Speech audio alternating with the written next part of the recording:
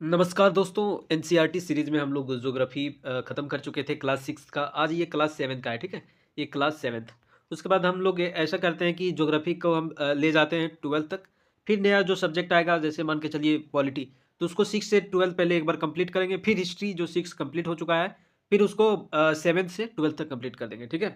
चलिए शुरू करते हैं। आज का जो पहला टॉपिक है, जो देखिएगा पहला चैप्टर है पर्यावरण के बारे में। तो पर्यावरण हम लोग जानते हैं कि जो हमारे आसपास के जितने भी पेड़-पौधे, झाड़ियाँ, जो फ्लोरा एंड फौना है ना, ये सारी चीज़ें इंक्लूड करता हुआ है, वही क्या कहलाता है? पर्यावरण है, ठीक है? जैसे देखिएगा, पर्यावरण हमारे जीवन का मूल आधार है, बिल्कुल।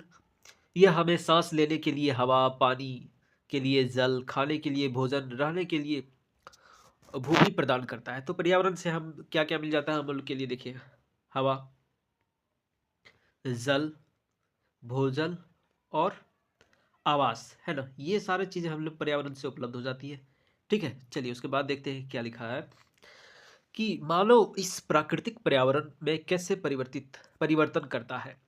कार का धुआं वायु को प्रदूषित करता है, पानी को पात्र में एकत्रित किया जाता है, भोजन को बर्तनों में परोसा जाता है। तो इस प्रकार हम लोग देखते हैं कि मानव क्या करता है, अपने दिनचर्या, अपने एक्टिविटी के माध्यम से पर्यावरण को परिवर्तित कर सकता है। जैसे मान के चलिए ग्लोबल वार्मिंग का केस है, तो क्या ग्लोबल वार्मिंग बिना ह्यूमन एक्टिविटी के बढ़ेगा?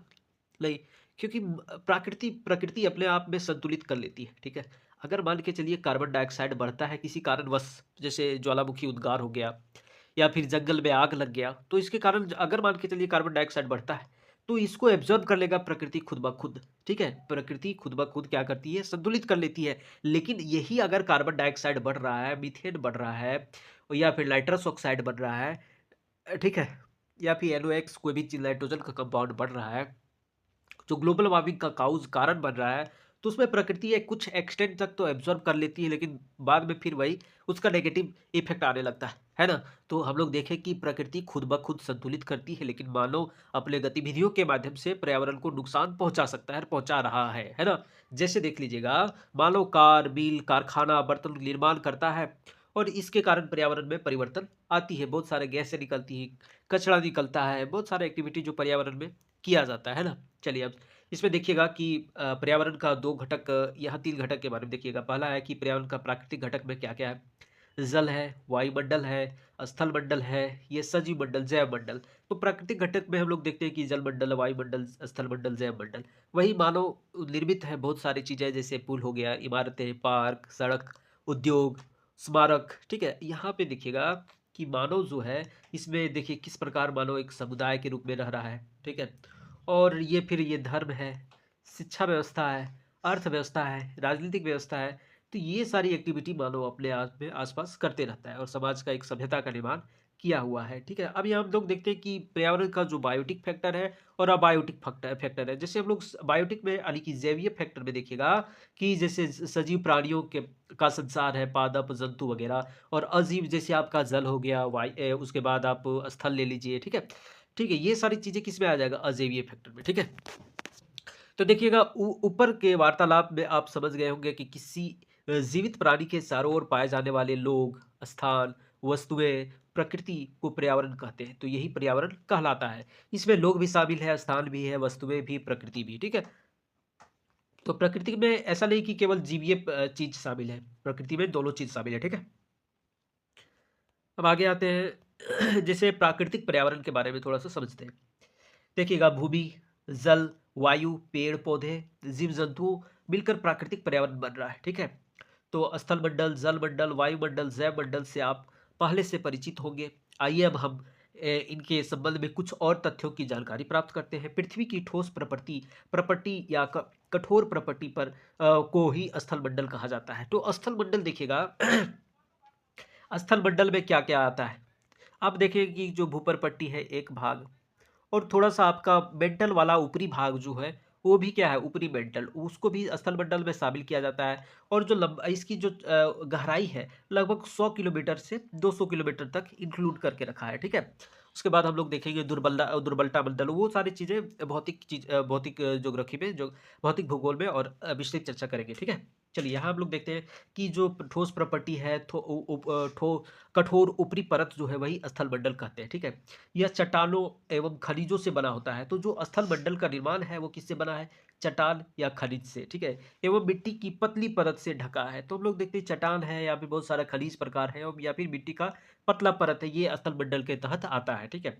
या पठार, पहाड़, मैदान, घाटी आदि जैसी विभिन्न स्थलाकृतियों वाला विषम धरातल है। तो विषम धरातल कहने का मतलब इसलिए क्योंकि धरातल में विभिन्न प्रकार की संरचनाएं पाई जाती है, जैसे कहीं पहाड़ है, कहीं पठार है, मैदान है, घाटी है ना।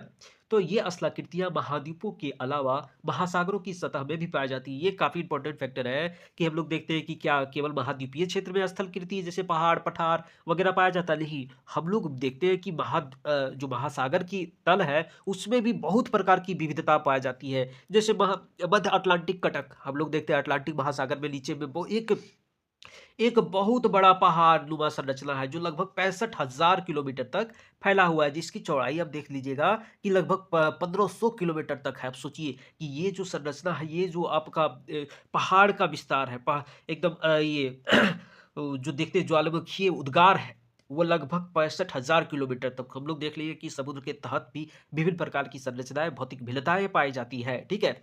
उसके बाद देखिएगा यहाँ लिखा है, ये स्थलाकृतियां मानव द्वीप के मानव महाद्वीपों के अलावा महासागरों की सतह पर पाई जाती है। हम तो अब चर्चा कर चुके हैं महासागर के सतह में भी पाई जाती है।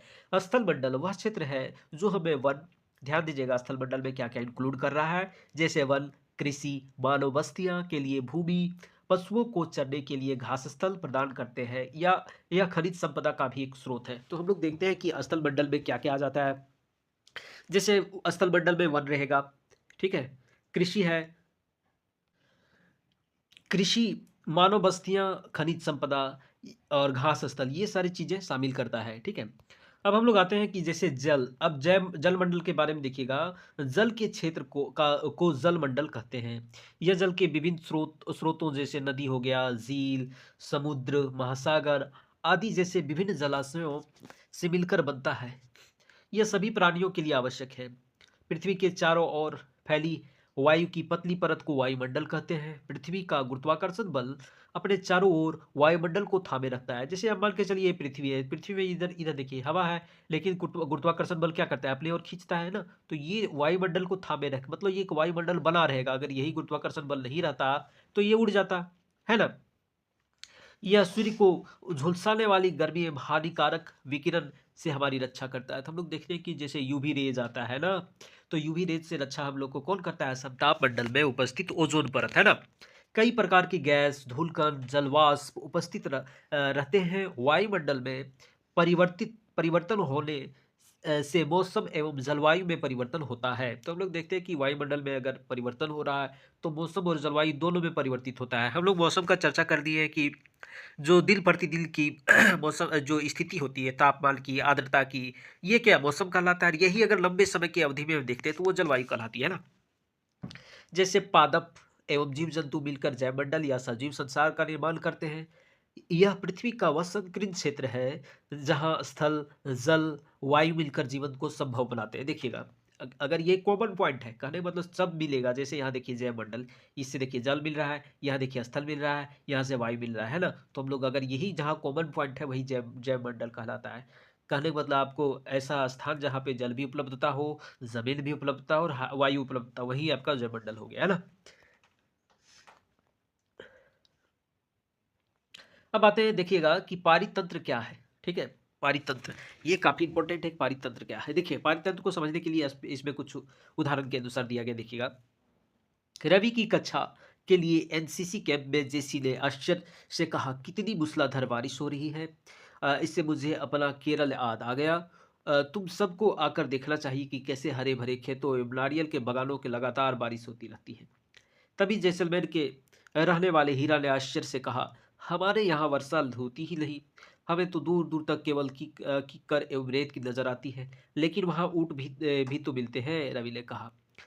ठीक है, तो देखिएगा कि हम लोग देखते हैं कि अलग अलग स्थान में अलग अलग क्या है कि वनस्पति या फिर वहाँ का जलवायु, वहाँ का मौसम अलग अलग होती है। तो हम लोग देख लेते हैं कि जो विविधताएं पाई जा रही है वो उसके बारे में और थोड़ा सा देख लीजिएगा। क्या है कि हीरा ने कहा, वह ऊँट तो मिलेंगे ही, जब तुम हमारे रेगिस्तान आओगे तो तुम्हें सांप, छिपकली, अनेक कीट भी देखने को मिलेंगे। ठीक है, तो ये कहना इसलिए चाह रहा है कि रेगिस्तान का जो वन्यजीव प्राणी है उसमें क्या क्या उसकी विशेषता कौन सा है, जैसे रेंगने वाला और जो बिल में रहने वाला है ना, क्योंकि वहाँ काफ़ी दिन के समय काफ़ी ज़्यादा तापमान होती है। तो जो प्राणी है रेंगने वाला और बिल में रहने वाला, वो अंदर चला जाता है और जैसे ही शाम होने शुरुआत होता है वो बाहर आ जाता है ना। तो देखिए छिपकली अनेक कीट भी देखने को मिलेंगे। रवि हरित में पड़ गया। विभिन्न स्थानों पर पाए जाने वाले जीव जंतु, वनस्पति, वहाँ के लोगों के रहन सहन के तरीके इतने भिन्न क्यों हैं? क्या सभी का एक दूसरे से के साथ संबंध है? बिल्कुल, बहुत संबंध है। देखिए सभी पेड़ पौधों, जीव जंतु एवं मानव अपने आसपास के पर्यावरण पर आश्रित होते हैं। प्रायः वे एक दूसरे पर आश्रित हैं। जीवधारियों का आपसी एवं अपने आसपास के पर्यावरण के बीच संबंध को ही पारितंत्र का निर्माण करता है। तो एक बात हम लोग देखते हैं कि यह एक प्रकार का रिलेशन है, जिससे जहाँ कोई जीवधारी है, चाहे मनुष्य हो या फिर जीव जंतु हो, छोटे छोटे अलग अलग प्रकार के जानवर हैं, और तो वहाँ अपना पर्यावरण के साथ किस प्रकार वो संबंध बनाता है, उसके अनुसार वो ढल जाता है। वहाँ पाए जाने वाले जीव जंतु भी पर्यावरण पर निर्भर करता है। तो यही जो रिलेशन है, यही जो संबंध है, वही पारितंत्र का निर्माण कर रहा है। ठीक है, चलिए आगे देखते हैं कि अधिक वर्षा वाले वन, घास स्थल, रेगिस्तान, पर्वत, झील, नदी, महासागर, छोटे से ताल का भी एक पारितंत्र हो सकता है। तो हम लोग देख लिए कि एक पारितंत्र क्या है। पारितंत्र एक छोटे से तालाब का हो सकता है, घास स्थल रेगिस्तान का हो सकता है, क्योंकि इस पे डिपेंड रहने वाले जीव जंतु हो या फिर पेड़ पौधे हो। तो यहाँ से जो आपका बन गया है, एक पारितंत्र का निर्माण हो रहा है, वो अलग हो जाएगा एज कंपेरिजन। जैसे मान के चलिए घास स्थल और या फिर नदी का, ये दोनों का अलग अलग होगा। महासागर या छोटे से पर्वत वाले क्षेत्र का अलग होगा ना। चलिए अब आ जाते हैं मानवीय पर्यावरण। देखिएगा, मानव अपने पर्यावरण के साथ पारस्परिक क्रिया करता है और उसमें अपनी आवश्यकता के अनुसार परिवर्तन करते हैं। प्रारंभिक मानव ने स्वयं को प्रकृति के अनुरूप बना लिया था।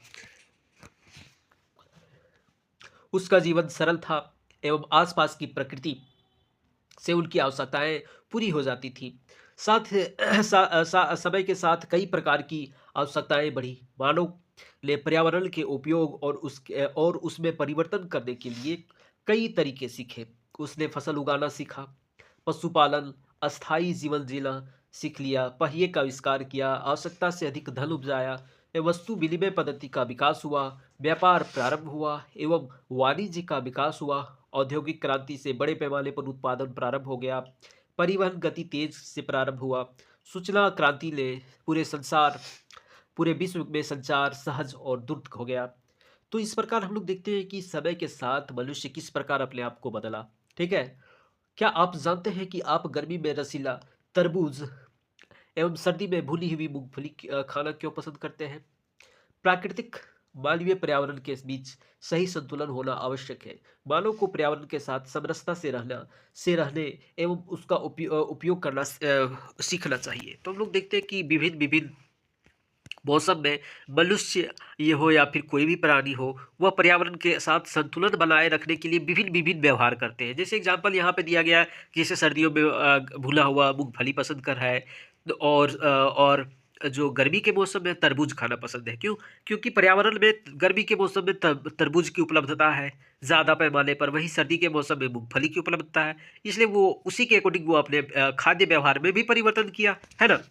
अब यहाँ देखते हैं, रवि की कक्षा में मिजोरम की एक लड़की है, नूरी। वह अक्सर अपने स्थान की हरियाली की बात करती रहती है। खेल का मैदान नष्ट होने के कारण रवि की उदासी देखकर नूरी ने उसे आने वाली छुट्टियों में अपने घर मिजोरम आने को कहा।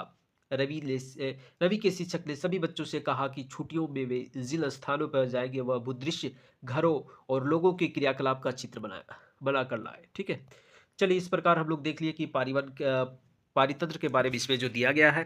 ठीक है दोस्तों, अब हम नेक्स्ट वीडियो में मिलते हैं। ये क्लास 7th का ज्योग्राफी है। ठीक है, सब्सक्राइब करें, लाइक करें, कमेंट करें, शेयर करें। जय हिंद, जय भारत। तब तक के लिए नमस्कार।